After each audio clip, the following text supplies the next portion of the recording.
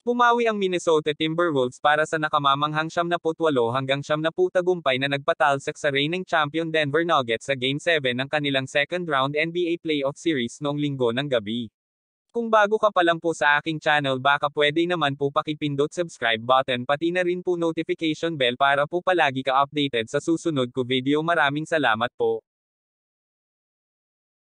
Ang Wolves ay nagpunta sa 54-24 run sa second half na nagbura ng 20-point deficit at umabant sa Minnesota sa Western Conference Finals. Makakaharap nila ang Mavericks sa susunod na round habang uuwi ang Nuggets. Ang Minnesota ay tinulungan ng clutch fourth quarter performances mula kina Rudy Gobert, Anthony Edwards at 2024 na Sixth Man of the Year Naz Reid.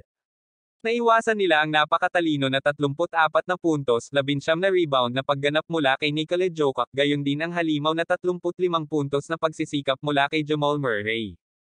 Narito ang tatlong pangunahing takeaways mula sa Game 7, inilabas ng Timberwolves ang makasaysayang pagbabalik sa buong first half at sa third quarter, wala ang opensa ng Timberwolves.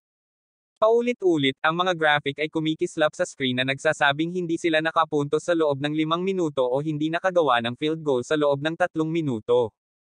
Habang ang orasan ay wala pang 10 minuto sa ikatlong quarter, hindi pa rin sila umabot sa 40 puntos. Nang itulak ng Nuggets ang kanilang kalamangan hanggang 20 puntos, tila hindi maisip na ang Timberwolves ang mananalo sa laro. Sa nalalabing bahagi ng ikatlong quarter, gayunpaman, dahan-dahan ngunit tiyak na nagpatuloy sila sa pag-alis ng malakas na depensa, mga transition bucket at napapanahong 3-pointers. Papasok sa ika-4, 1-point game lang. Ang momentum ay ganap na bumagsak sa kanilang pabor ilang minuto sa huling frame nang si Rudy Gobert ay naghagis ng isang turnaround fadeaway sa dulo ng shot clock at walang nahuli kundi net. Kapag nagsimula ng pumasok ang mga ganoong kuha, maaaring ito na ang gabi mo.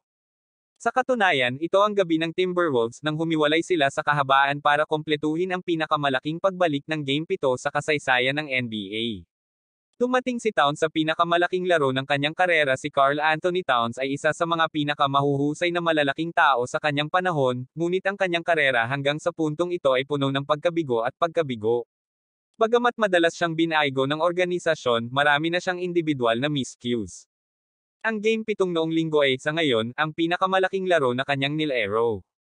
Sa kanyang kredito, nagpakita siya sa isang pangunahing paraan upang makuha ang Wolves sa Western Conference Finals sa unang pagkakataon sa loob ng 20 taon, at ang kanilang pangalawang pagkakataon sa pangkalahatan. Ang tanging ibang power forward na nakagawa niyan sa Minnesota ay si Kevin Garnett. Iyon ay hindi upang ihambing ang dalawa, ngunit ito ay napupunta upang ipakita ang likas na katangian ng tagumpay. Sa simula pa lang, isa si Towns sa iilang Wolves na nagpaputok, at ang kanyang 13 first half points ay naging napakahalaga. Nagdagdag siya ng 8 sa third quarter turnaround, at habang umiskor lang siya ng isang basket sa fourth quarter dahil sa foul trouble, ito ay isang putback slam na mahalagang selyado sa laro. Lahat ng sinabi, nagtapos si Towns na may 23 puntos, 12 rebounds, 2 assists, 2 steals at isang block sa 8 of 14 mula sa field. Ang isa pang kampyon ay maagang lumabas. 4 na laro lang ang natalo ng Nuggets sa buong playoffs noong nakaraang season nang masungkit nila ang unang titulo sa kasaysayan ng franchise.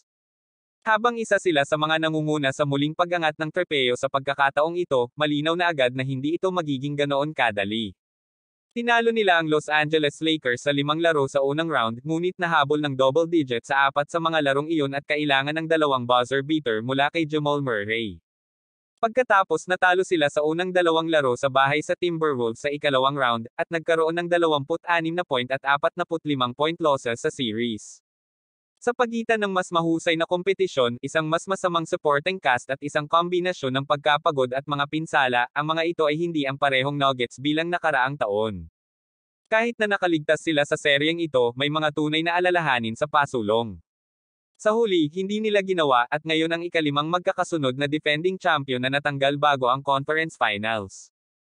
Final Timberwolves 78 Nuggets 70. Ang Minnesota Timberwolves ay umaban sa Western Conference Finals sa unang pagkakataon mula noong 2004, at sa pangalawang pagkakataon lamang sa kasaysayan ng franchise, sa pamamagitan ng pagtanggal sa defending champion Denver Nuggets sa Game 7.